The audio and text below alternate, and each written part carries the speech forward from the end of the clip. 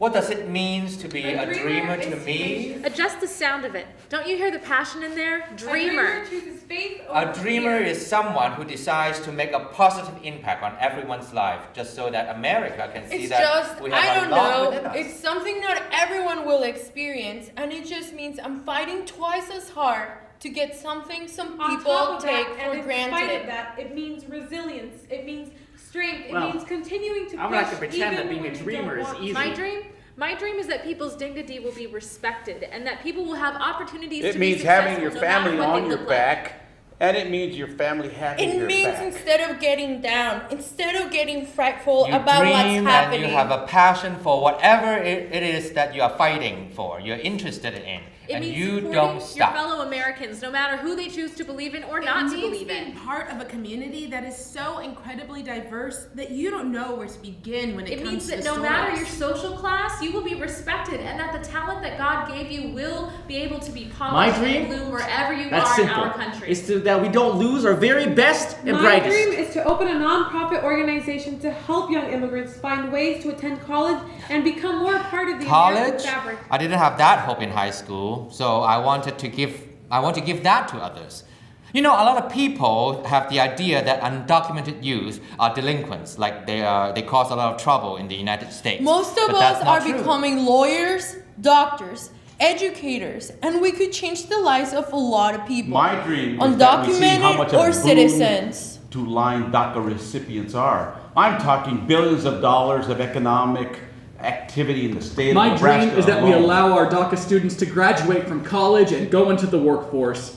Honestly, in terms of workforce development, this is your next generation Of doctors? Engineers, Attorneys? And I just think that we're shooting ourselves in the foot if we think that by sending them away, that's somehow going to address those larger societal I needs. dream a dream where we train a generation of people who will serve in the highest capacities. People are thinking very short-sightedly. They're thinking very selfishly, very self-indulgently. And I think My dream is to live in an America where you're not classified and thrown into a box or marginalized for the color of your skin, for the way your name sounds, and for your gender, for your sexuality, for all these things that we are oppressed over My dream, because of our existence. not only for just dreamers, of course, is that we want to focus on today My dream because is of that the we're just looked urgency. at as human beings. I think that's pretty simple. my dream would be to become an American citizen. You know, I already am an American. The only thing missing from that My is the dream is citizen to be part. seen as an American first. To give back to the country that has, now despite all the bad things it's done to me and my community, this country continues to give My us dream so is much. to live in the America that continues to be a The place for people idealistic to seek America refuge. to me is one where we can all work together and create My dream is to positivity. be a world My leader. dream is that people My like dream us is like that people like My us. dream is My that dream people is like that us. people like My us. dream is that people like us who are and downtrodden, who are stepped on are able to bound together and reach a level of Both in the citizenship. governmental sense and as a and for us citizen to of the reach a world. level where we're just seen as and we can equals. just live We our can just lives And Live just our be lives. We human can just and live just our be lives. human Just be beings. human I beings. believe there's that connection between all of us right here. Now, whatever you do is going to affect the person next to So you. even though we're right here in Omaha, I believe our energy has the ability to affect people in India. Hong Kong, Syria. Mexico. But the most important Most hopeful, sweetest The most necessary part of my My dream is to be free. Is to of be that free fear. of that is to fear. be free of that fear. Free of that fear. and not have to deal with the insecurity. Of maybe I won't be here in a couple of days. For a couple of months, To be an American. That's my That's dream. my That's dream. my dream. That's my dream. That's my dream. that's my dream. My name is Gordon Yap. My legal name is Chung Hung, and I am from Hong Kong. I moved here when I was about 3, so it was 1997. I moved here luckily, not because my family was under religious or political persecution, but just because they wanted more opportunity to have higher paying jobs and stop working blue collar and hard labor jobs.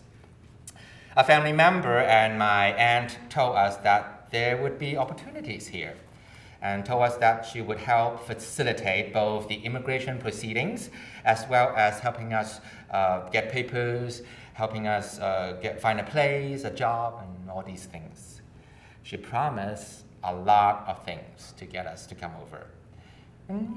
just to help us. We originally moved here with B1 visas that were scheduled to last 2 years.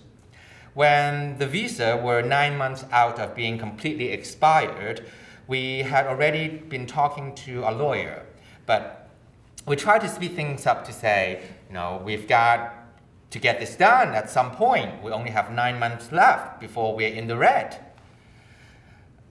My parents were giving money to this lawyer, but they didn't understand English. Neither of them graduated from the Hong Kong version of high school. My family has always been low income, and hence the reason to come here to have better opportunities. My dad had been working construction since he was 16 years old, and my mom has been working odd jobs, but pretty much taking care of us. About 2 months out of our visas being completely expired, we went to San Francisco for 2 days to see our family friend. And by the time we came back, everything in the house was gone. All of our furniture, even our clothes. I was 5 at the time. Now, what are you doing with a bunch of baby clothes? They stole my parents' money. And at that point, of course, we didn't have any money, and the lawyer had been completely stopped contacting us at all. Not only did we not get our papers in time to try to stay here and have naturalization or citizenship, our visas expired, and my parents decided to stay because our lives were here, and we thought that if we just kept trying, we would find a way to get legal residency. There were so many roadblocks, so many money spent. So my parents decided to hide. I came here at the age of 7. My mom and I crossed the border. We walked through the desert day and night for weeks. I don't remember my life in Guatemala, and my mother doesn't talk about it much, but I know how terrifying it was just to get here, how hard it was just to come to America. So I know living there must have been difficult, maybe almost impossible. Because I'm all my mother's got, and honestly, she's all I got. And she risked her life, risked my life to come to this country. The day we left Mexico, she told me, We are going to the land of dreams, but we'll have to walk through hell to get there. There were 15 of us and a guide, the Coyote. It took my mother a long time to find a Coyote guide she could trust, just because sometimes they like to lure you into the desert to steal your money. So the whole time we were afraid that the Coyote would abandon us. And my mother sold everything we owned and gave it to the Coyote. She wanted to make sure that we would not be caught, so we crossed at the most difficult point, El Camino del Diablo, the Devil's Highway. In the desert, it can be as hot as 111 degrees. And no matter how much you try to save water, eventually you run out. Everything is dry and hot, and when the wind blows, it feels like you're swallowing sand. There's so much that can kill you. The sun will cook you, or a snake will poison you, and you're always, always afraid the border patrol will find you and arrest you. Near the end, after we ran out of water, I saw many people die. My friend, Lupito, he was only 10 when a brown spider bit him. The next day, he kept sweating and he kept crying and crying, and I would try to make him laugh until eventually he fell asleep. His father carried him on his back for several days, hoping he would wake up. One night, the Coyote guide saw the border patrol in the distance, and we had to bury ourselves in the sand. I hated the sand, but I didn't want to get up from it. What if the border patrol were waiting for us? What would they do to us? Would we be sent back? Or worse, killed? When night fell, I got up. We all did. Everyone except for Lupito. He had stopped breathing. His father did not want to leave him there alone in the sand. But my mother, I don't know what she said to him, but she convinced his father to keep walking. Every day it seemed like the desert would swallow another person whole, and I kept thinking, what is this land of dreams? And what if we never make it? The last day, I could not walk anymore. My shoes had fallen apart. I had only socks, and even they had holes. My feet were burned from the heat. I knew the sand was going to eat me next, but Lupito's father, he picked me up and he carried me the rest of the way into Arizona, into America. We stayed with strangers for a month until my mother saved enough money to get us a bus ticket to move to Nebraska. When I first arrived, I didn't understand anything. I was angry. Why had we risked so much to come here? I didn't know English. I would see people speaking English and I would just be there standing. What are they talking about? Then my mother married my stepdad and we moved here to Crete. And I've been here ever since I was 8.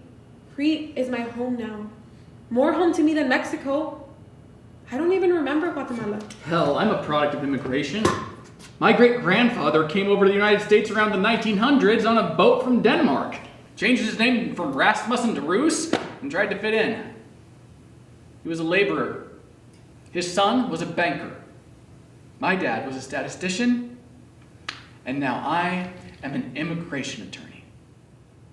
So what started as one small step is snowballing into...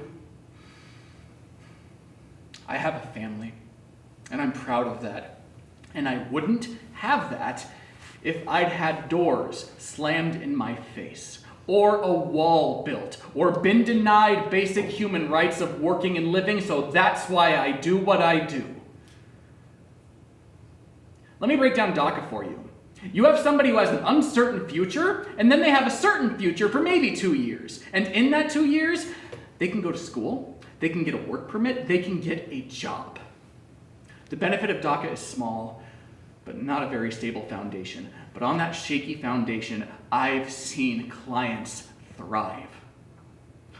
I've seen clients come here, go to school, become professionals, enable their families to grow with that little bit of opportunity. And now, who knows? That's why I never fully trusted DACA. I mean, here are undocumented individuals bearing their whole soul, their address, their parents, their siblings. They're applying for something that's just a temporary relief. That uncertainty is huge. I mean, okay, for myself, my fear is that I'm not going to be able to protect my clients. But for my clients, they could disappear. Their parents could disappear, and huge holes will be left. Even the possibility of that isn't right. These people gave all of their information on the basis of a promise that they wouldn't be deported. It's upsetting because it's still another dead end. It's still a wall. Okay, I know I'm going to get a lot of pushback for saying what I'm going to say, but it's something I'm willing to defend. What's needed from a legal perspective is legal permanent residency. They've already demonstrated that they're exceeding a standard that even a lot of American citizens can't meet. All the reason that people vilify this population, a part of this need to close our borders and send people back, people who have always been here, it's fear. Fear that somehow allowing them to stay will slowly change the fabric of America, and that's not true. Every single DACA client that's called me, I didn't know they were a client. They spoke perfect English. They have all the skills that anybody, every young American that speaks English, they're sophisticated. They're outstanding young Americans.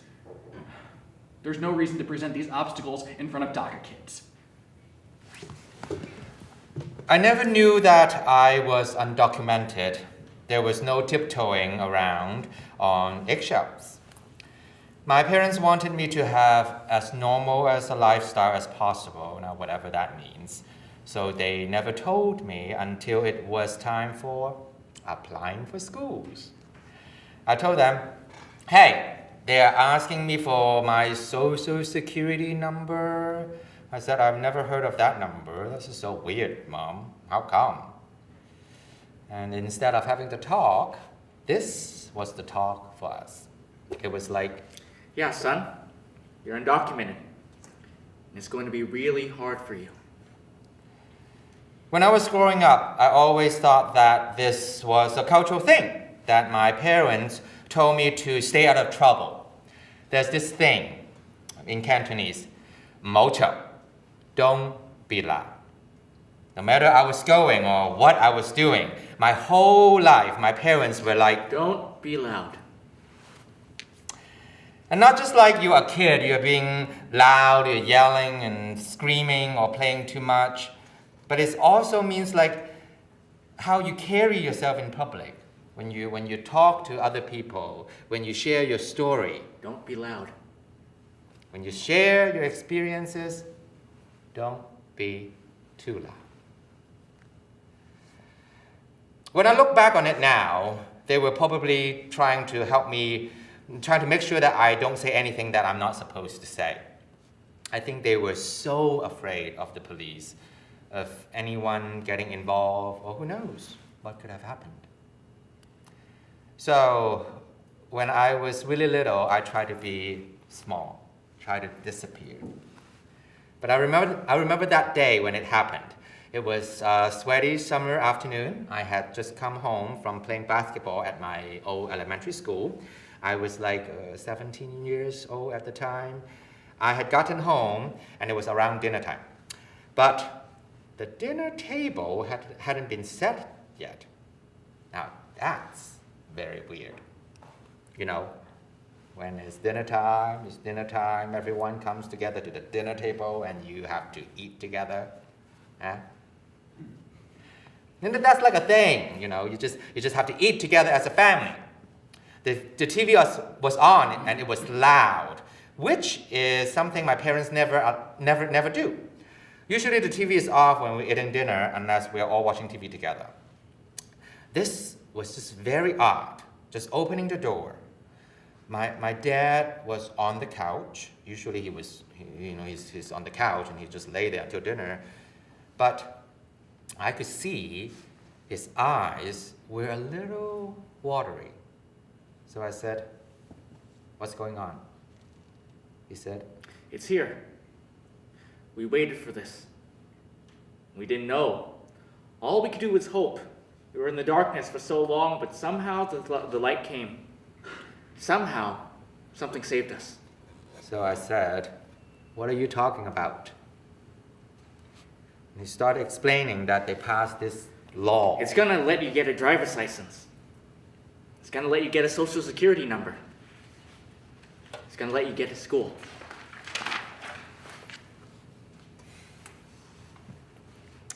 I knew that college lived on that list that was too loud. So I told myself, after high school, you're going to just start working and then support the family, help in whatever way you can, and maybe if you see an opportunity to save, try to pay for out-of-state tuition in California, which is just nuts, even at community college. But then DACA happened. It was so erupted. All of a sudden, the path of my life just completely changed. I was able to figure out what I really wanted to do, and I've been too loud ever since. Not just that, but I also got a social security number, started working, started paying for my phone bill. I know that tiny bit is all my parents wanted, to know that they just didn't come here for nothing. Of course they didn't, but that they raised a son that's going to not just help them and nourish the family, but be active in his community and be a part of the workforce and, just do everything that we are meant to do as good citizens in our society. After my mom married, things got better, and everything we went through to get here became a secret. We never talked about it. My mother always says, Let the past be the past. Think about your education. Dream something big for your future. I want you to be more than I can be. And now I understand why she gave up everything to get here. She did it for me. I remember when DACA was first announced, everyone in my family was afraid. People thought it was some sort of trap. But my mother, she was not afraid. She went right to the offices and gave all her information. She filled out all the papers on the first day. She wants me to be able to go to college, to have a life. I remember getting my papers in the mail and her crying like if they were her papers. I was 17 then. I felt like I had to do something big to be someone. The next day I went looking for a job, and the only place that would hire me was on a ranch on the corner of town. So, for the past 2 years, I've been detasseling corn for $9 an hour. Things are tight at home right now. My mother does not work, and my stepdad has just been diagnosed with cancer. It's only a matter of time before he can't work either. When I try to give them money to my mom or my stepdad to try to help around the house, they say, No, mija. That's for your college. You're going to be the first to get a degree. I've been accepted to college, and because of DACA, next year I'll be a freshman in my #1 school. This will be my last summer in the cornfield. And whenever it's really hot and I want to complain about the heat, I think about the Devil's Highway. I think about Lupito. Many people are afraid because our president wants to end DACA, wants to send me and my family and everyone like us back across that desert, wants to put an end to our dreams, our hopes, wants to make our sacrifices worthless. Many people are scared. Some of my friends have given up and left their lives to go back to Mexico. Some of my family have fled north to Canada on another dangerous journey across another scary border. But I tried to swallow my fears. Fears are much easier to swallow when you have had to swallow sand. My dream is not to become an American anymore. I already am an American, and no piece of paper will change that. My dream is to become a nurse practitioner. I want to save people like my stepdad and children like Lupito, and I am not going to let anything come between me and that dream. So I refuse to choose fear. Instead, I think about that 7-year-old girl with holes in her socks. How can I be afraid now when she already walked through fire for me? America is this bountiful table of opportunity with an abundance of resources and limitless potential. In immigration, you get to help somebody and you're not diminishing from that table. It's not a zero-sum game. You're just adding and adding and adding every single time. And with DACA, I've always felt like I was just giving out crumbs. It's just a stopgap. It's not a pathway to lawful permanent residency or citizenship. And you know what? That's what made this country great to begin with. An immigrant could come from Sweden or Denmark or Germany or Mexico or Guatemala with nothing but a dream and build a life, a future. What's that saying? If you're more fortunate than others, it's better to build a longer table than a higher fence. Okay, as like the whitest guy at the table, I feel like I was born with a lot of privileges. My parents never had to work under the table. There was always an abundance on top of it. I never worried that my parents would be taken away from me. I could go to college, I could travel without being afraid, I could apply for a driver's license, I could apply for any job that I wanted, I could choose who I wanted to be, and the tables were never going to turn against me. No doors, no walls, nothing stopping me from living my own life. And now that I see how much inequity there is in our country, I can never unshine that light, unsee that injustice. How did I grow up in a world with so much, without realizing that there were so many people with so little? I just get angry thinking about all the things, all these rights that I just took for granted. Each time I set foot in front of the door of this diner, I lose it. And it feels like the ground is crumbling beneath me.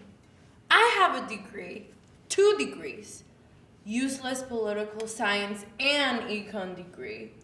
And I'm running drinks, checks, food, washing tables, having to remember that table 2 doesn't like the Pinot, so they'll take the Merlot.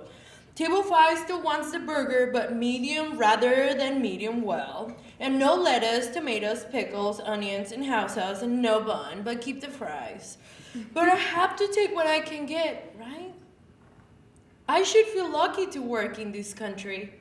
I should feel lucky that no one has sent me back. I should feel lucky. Then why do I feel so tired? I'm just so tired of being treated like nothing. I matter. I matter. And I love them. I love my friends, but leave me alone. I get it. And I'm happy for you, I am. But it sucks. It sucks having to celebrate your internships and dream jobs and Harvard. I can too. I would if I wasn't an alien. Alien. Why? Why would they call us that? All this work for nothing. I thought it was supposed to be better here. My mom is a chemical engineer. Was working for an oil company in Mexico City. Big company. We were doing well. After all, she had been through meeting my dad, falling in love, falling out, him moving back to Syria, having me. It was hard sometimes, raising me. But there was mi abuelita. She made things sweet, calm. It was still hard, 3 women raising each other, but it was home. Together we created home. I remember one night when we were living in Mexico City, my mom didn't come home. Mi abuelita was with me, and I wouldn't have thought much of it, but even she seemed off. Like, she didn't know why my mom wasn't there. She was robbed and kidnapped that night, thrown in the trunk of the car. Not too long after PTSD started creeping in and kept coming back, she was forced to retire at 45, and things went down from there. Because of DACA, I was able to save up a bunch of money and then come to this university in Omaha. Without DACA, I don't know where I would be. I wouldn't be in academia, nor would I have just finished my senior thesis. I wouldn't have won national titles in speech and debate, nor would I have been an activist in poetry with DACA or Dreamers and all these different things. I would have been working in a kitchen somewhere for overtime hours. Not to disparage people who have to or need to or do that. It's just that that's not why my parents came here. My parents came here so my life would be better, not so that I could work to barely make a living in capitalist America. But that's a whole other conversation. I honestly don't know at what point my mom made the decision to come to the United States. I just remember that she was desperate to calm her symptoms, to escape all our burdens, emotionally, financially. Ironically, it was cheaper to go to Miami than to go to Cancun. So we went on a tiny vacation to Florida. It was the cheapest beach destination that we could afford. I remember my mom saying, "I like America." And sure enough, in October 2004 said, "I want to move to America." So she Googled lowest unemployment rates, lowest crime rates, and we ended up here in Omaha. I was the new kid in the middle of this private Catholic school, and no one would talk to me because I was hard to understand. And they looked at me different. And some of them were just mean. I remember this kid coming up to me and just being like, so, are you just a wetback? And I was like, excuse you? And I pushed him against the wall, and I told him to never say that again, that I will find someone to come and find him, even though I didn't know anyone. But then high school was different, you know. I got the hang of things. I didn't fully understand my situation, being an immigrant and undocumented, but my teachers in high school did. They put their faith in me, their kindness, their support. This was a future for me, and they were so caring and gentle and focusing me. Thank God. Because when times for college came around, I was ready, but there was no way for me to pay. Mrs. Quest kept asking me, what about FAFSA? Where's your FAFSA? I was so afraid to tell her that I didn't have a social security number. If I did, everything would have been exposed and confirmed. So when she finally asked me what was going on, I just broke down. I knew this was it. Now they know. They're going to send me back, and they're going to find my mom and send her back too. It was over. Of course it wasn't. But it's hard to know how warm the sun is when you're hiding in the shade. She sat me down and asked, where do you want to go? I said that I really wanted to go to Crane. She's like, okay, we're going to figure this out. She calls me the next week, says, we're going to have a meeting with the president of admissions. I want you and your mom to come. I'm like, okay. I show up, and the truth was laid out in front of us all. Amora's great student. She has all these community service hours. She has a phenomenal GPA. She just doesn't have a social security number. The guy was like, okay, then we're just gonna give you the scholarship. And you know, it covered 80% of my tuition, including my books. I just remember being so happy. Like crying and believing that God exists because he listened to my prayers and my mom's. And that I wasn't gonna go back to Mexico. And all the efforts that my mom had made were worth it. When I found out at first, it was a complete shock. I just didn't know how to react. I was very much in denial, stages of grief. Now, how could he have, with a stroke of a pen, changed the course of so many Americans' lives?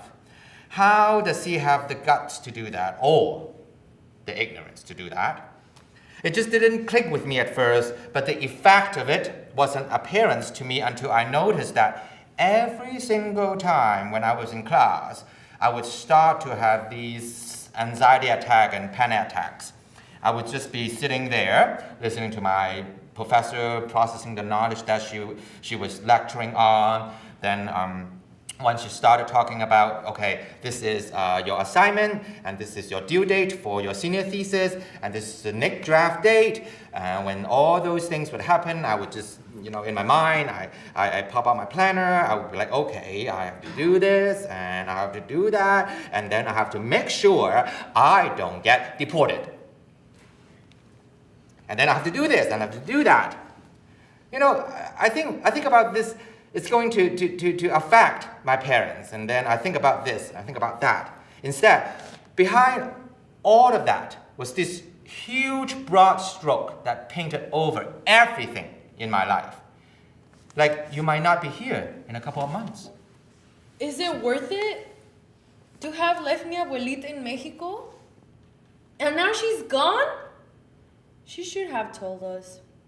She should have said she was sick. We would have found a way to bring her here, to be with her. But now I'm here, stuck in this diner, when I should be burying mi abuelita. I should have had a chance to say goodbye. But if we go, we won't be able to come back. Why do we have to choose between burying our loved ones in our homes? Why? Why? They've created a new word. Can you believe it? They've created a new word. Crimmigration. You know, it really bothers me to think that we have a whole generation of young people, regardless of if they're legal or not, that have basically been labeled that. You know what it does? It stigmatizes them. That's right. Absolutely. And how are we going to get out of that? We're going We're gonna to fight back. Dream to fight. Fight to dream. Social stigma. We've seen what it can do. How it can attach and never let go. This creeping criminalization of immigrants, the stamp on our young people's backs. Even if on March 5th some miracle occurs and it's going to lift the burden from them, that social stigma has already been assigned. That's right. And much like our African American community, who still face social stigma as they walk around, See that. regardless of what you do, you're still going to have that label on you. I have a question for our representatives, for the people who are making these laws. How did we go from a country that celebrated its immigrants to turning them into criminals? Right. We are the American dream. We are The American dream. We are The American dream. When young people who are just starting their lives are denied opportunities and rights, how can there be any justice? How can there be any equity? We need to give them every resource possible so that they can fulfill what they want to be. Yes. And that's why I've been fighting for DACA. I think our legislators today are so callous, they're so calculating what they do, and the necessity of them getting money from donors. So in spite of the fact that they may have their heartstrings being tugged on by a story of a remarkable young person, that isn't going to get them the money they need to get reelected. That isn't going to get them to have the influence. The influence. And I would love to believe that people how they would react to those stories. But that's what breaks my heart.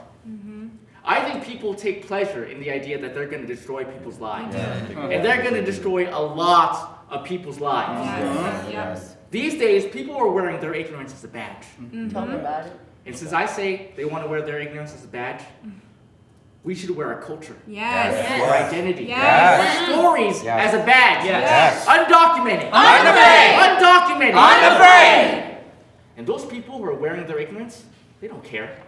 They look at us and they see us all the same. They want us all to be afraid. Just yesterday, I was headed back to work in a suit and tie, and a woman came up to me and told me to go back where I came from. I was born in Southern California, public school educated, a veteran, selected and paid by the state of Nebraska to teach democracy. So I had to ask myself the question, what is it going to take for me to be an American? Okay. What else do I have to do to be an American and not have somebody literally hit me over the head with a sign and tell me to go back where I came from? Rude. So I don't know what it means to be an American anymore. Me either. I've done everything I'm supposed to do. I'm a public servant. Yes. Yeah. I'm a veteran. Yes. I will still fight for this country if that's what this country needs. Hell, I am fighting for this You are. country. Yes. Right. But I don't understand.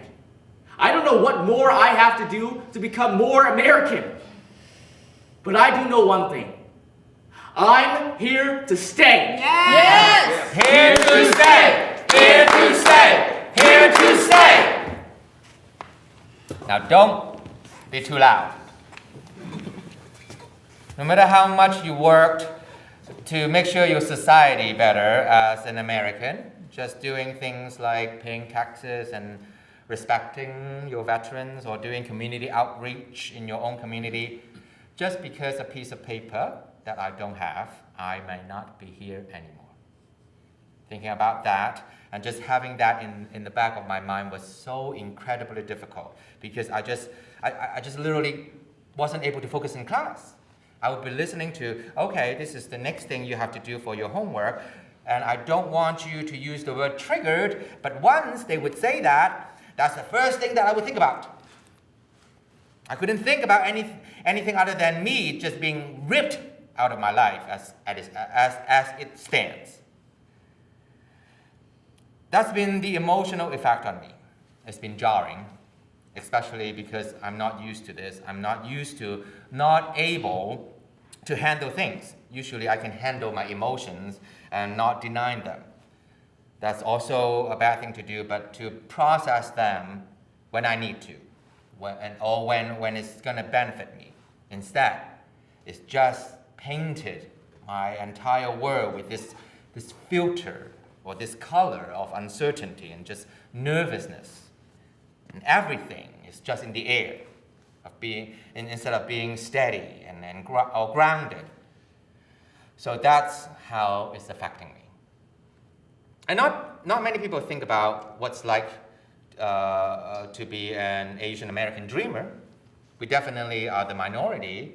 And just to give context, of course, Asian Americans have an incredible amount of privileges when it comes to the comparison of ethnic minority in the United States. We have so many things that we don't have to worry about just because of what we look like. But we are all dreamers, right? And we are stronger together. And that's what makes us Americans, right? Now, I'm not going to pretend being a dreamer is all strength. It's not like being a dreamer instantly affords me this otherworldly strength that I conjure in some weird forest. There's nothing like that. Being a dreamer also in its definition to me is being vulnerable. Being hurt. Being part of this group that has no agency. Being part of this group that often our voices aren't heard or valued. I think being a dreamer means to me personally, and in terms of my community, it means strength, yes. But being a dreamer in the eyes of the government, often, I'm not going to say for everyone that is a lawmaker or legislator or senator, but often it means that our voices are silenced. It hurts. It's the same old thing. Don't be too loud. I believe in equality in American education is an idea worth protecting. As a teacher and a counselor, I pledge my life to the future. And I have the privilege of working in an intimate school, so getting to know my students, that's really nice. To get to know them. Not just their grades, the barriers that make up their lives. Because you see, I am just the same as them, same situation, standing in the same line, holding the same papers, the same card. All of us are different in some ways, but I understand some things because I'm going through those things with them right now. I know the feeling of being ruled by fear, of an expired expectation, and the longing of what it means to have an education, to be American, and to have a dream. I'm scared. What's gonna happen? I mean, I don't know. Anything? Everything? I'm gonna have to... I don't know. I'm just scared. What's gonna happen, I don't know if the president or whoever is just gonna round us all up and make me go back to the place I was born, Am I gonna lose my job? See any of my friends, teachers, my family? It's just like you don't know. It's just, I don't know how to explain it. My DACA status expires in a few months, and I got my license. I got a car, I'm going to school, I got a job, I've got my mom, my dad, sisters, nephews. See, I don't even know if I can say that, but I've got them for now. I'm American for now. You see me, I'm an American. Grew up here, got my friends here, my family's here, and I don't know anything other than this. I was really little when we came here. I was 6. I don't really remember much. It was a long car ride and I slept the whole time. First grade, and I started first grade right after. I was 6. 6.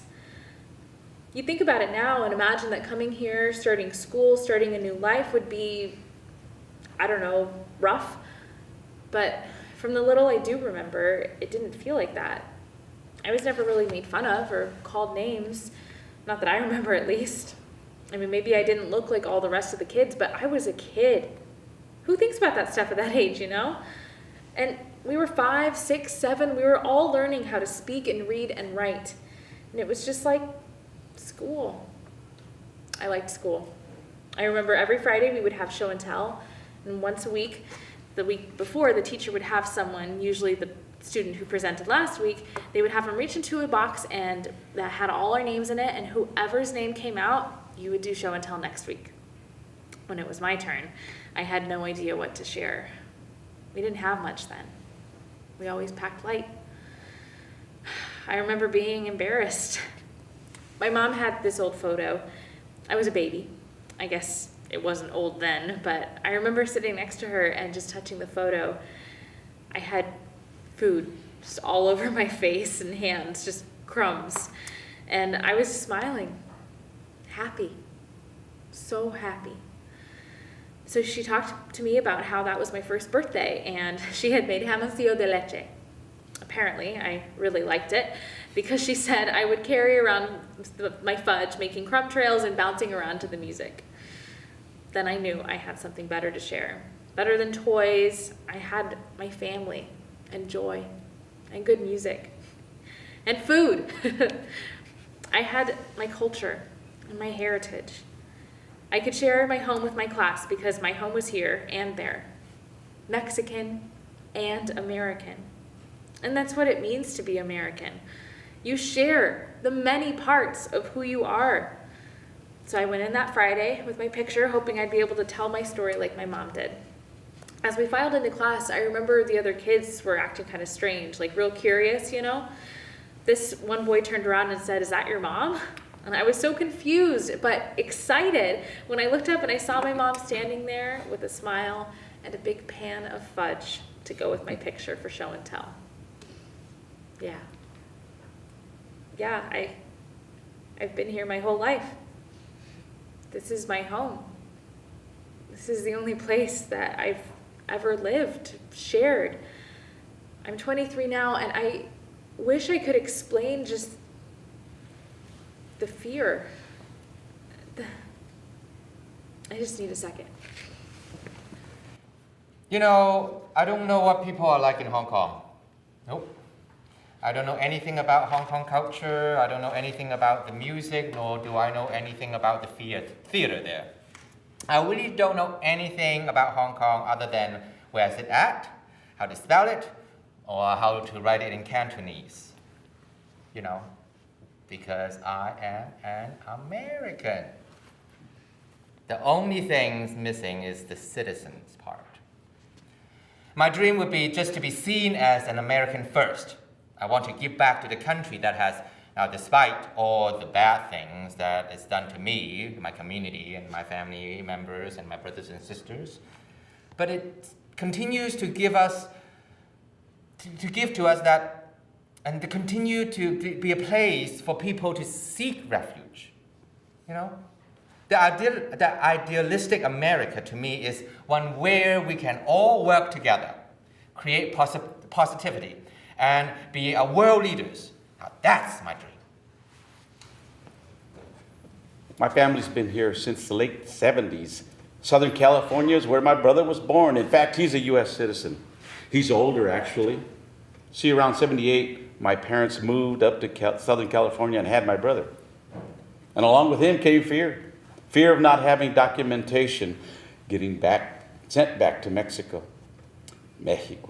See, they didn't have all that technology we have now, no fingerprints or photos. Just drove you right over the border, told you not to come back. But people came back anyway. Not my parents, though. They thought it was too dangerous, they said. The fear.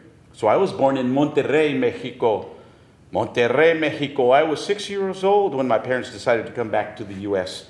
We stopped in California before settling here in Nebraska. And you know what? It's that. The moving, the working, the fear that makes you work even harder. So I did all my schooling here. First grade on. And after high school, I didn't think college was an option. But a teacher saw me, how hard I worked, how I kept my head down, and she pushed me. I always wanted to do the right thing. I always tried to do the right thing, you know, staying out of trouble. Just keeping my head down, and now it seems like it's all just for nothing, and it just makes me, I'm just tired, just so exhausted of fighting, pushing. that felt like the right thing. And when my teacher began to fight for me, I wanted to fight for myself, for my future. And I had always wanted to be a teacher, so I went into education to build a door for my students fighting against fear and toward their dream. Now I spend my life helping them. It's like building my future while looking into the eyes of my past. Every day, especially these days, a kid just like me might wander into my office. And now I just feel, I don't know, scared. I'm sorry.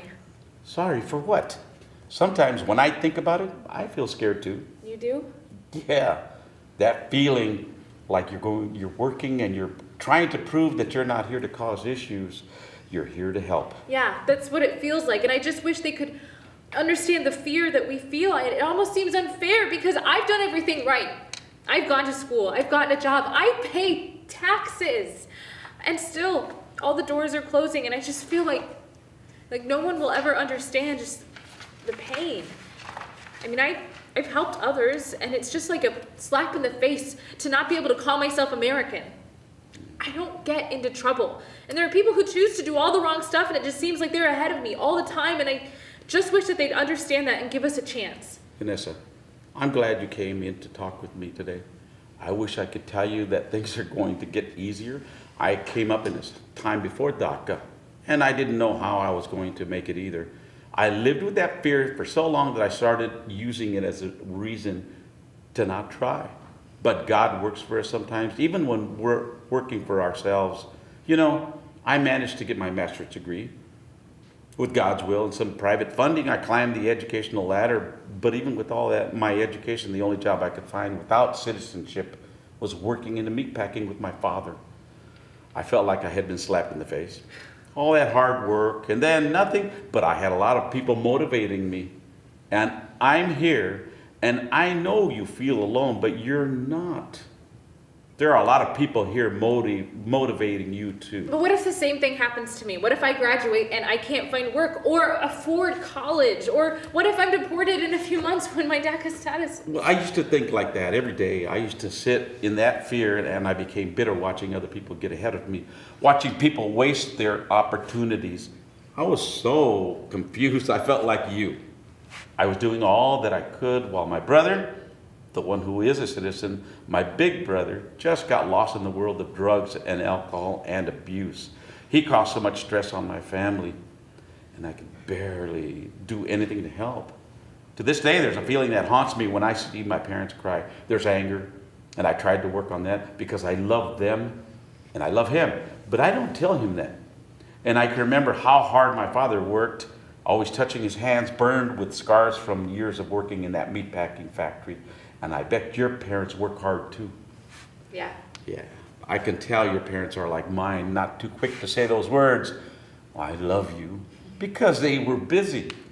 Working hard is how they tell us they are proud, that they love us. I'm going to work hard to find you a scholarship. I'm going to do for you the same thing that was done for me. And when you get to walk through the door, you don't just let it close behind you. You leave it open and let other people get through. Well, what if I don't get through that door? I mean, you see a door and all I can see is a wall so high that I can't get under it or over it. And even if I do go to college, I mean, what then? My parents gave all their information so that I could apply for a few scholarships, and now that DACA is ending, I mean, what's going to happen to them? It won't matter if they're not here. If I'm not allowed to stay here, then what's going to happen? I don't know, but we have to take it one step at a time, and we have to have faith. Faith in what? Faith in America? I mean, I already gave this country all of my faith in exchange for expired hope. I'm out of faith. All I have left is fear, and fear feels so useless. I don't know what to do with it, but I realize now that fear is not a very strong weapon. I'm out of faith, but I still have hope and dreams. I mean, can it really be that simple? As simple as just sharing our words, our stories, as simple as breaking off pieces of Hamancio and giving those best parts. I remember that day, I felt like I belonged. I did belong. And I still do. Thanks. Oh well. No, thank you. Marco, wake up.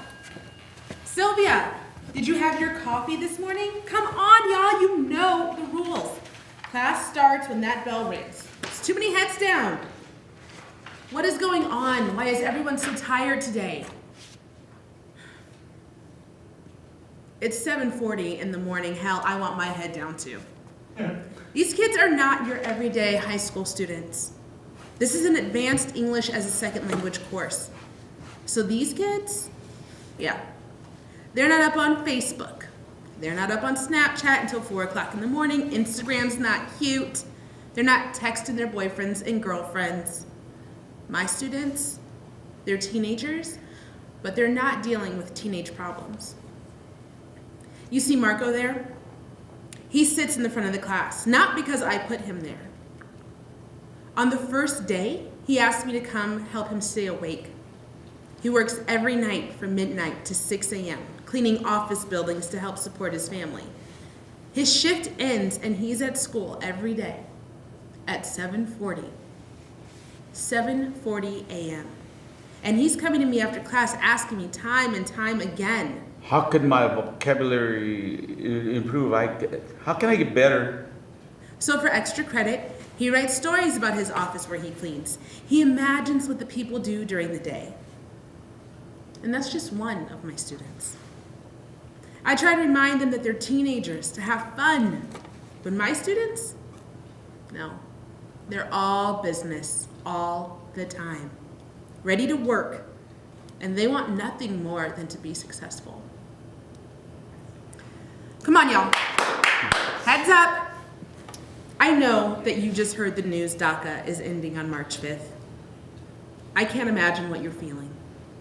I can't imagine how afraid you must be for yourselves, for your families. Today is different than yesterday because DACA is ending, but you are not any different than you were yesterday. Yesterday, you came to this class and you worked so hard because you wanted to one day go to college, to help your families, to become citizens. Today's not the day to forget that dream. I know you're angry. I know you're hurt. Get mad, get angry, but don't give up.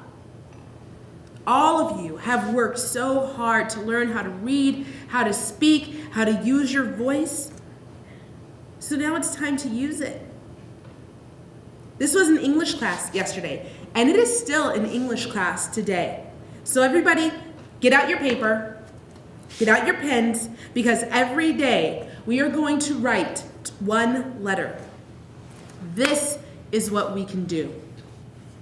We can write to the mayor, to the governor, to the president, to our senator. Every day we'll write to someone, anyone. We will speak about it as often as possible. We will encourage each other. But we will not throw our dreams away. DACA is not.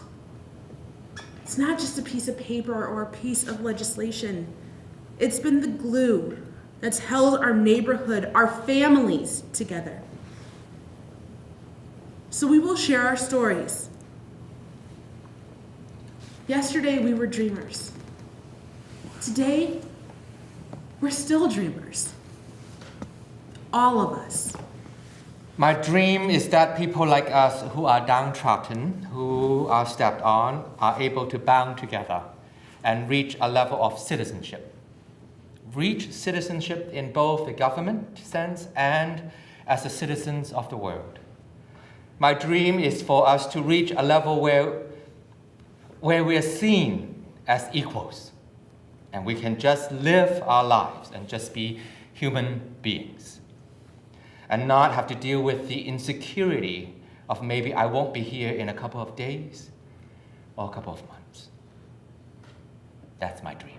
If I had 5 minutes with the president, with the head of immigration, with all the folks responsible on Capitol Hill, I'd stare right down at them and say, we are everything you want for the future.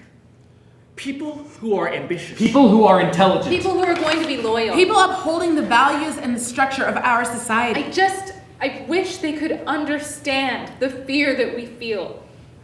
I wish they could understand that and give us a To realize that we are That not we're not a threat. breaking I am not any a laws. criminal. Connect with And us. understand that coming here wasn't our choice. In fact, all DACA recipients were not old enough to make that choice. But we're here. We have been raised in this and country. learned in this country. Yeah, coming here might not have been our choice, but if I had a choice, I wouldn't change Look, anything. we know what we're And we doing. have had to find our way. And we're going to be something in life. We are something. We are dreamers. We have a lot of What's hopes and best dreams. for these young people? We are dreamers and we are here to fight to help this country. We are not asking for much. We're not asking for We're not much. asking for much. We're asking for opportunity. Opportunity. For community. Community. We are here to do good for this We're here to country. be future educators. Lawyers. Doctors. We could change the nation.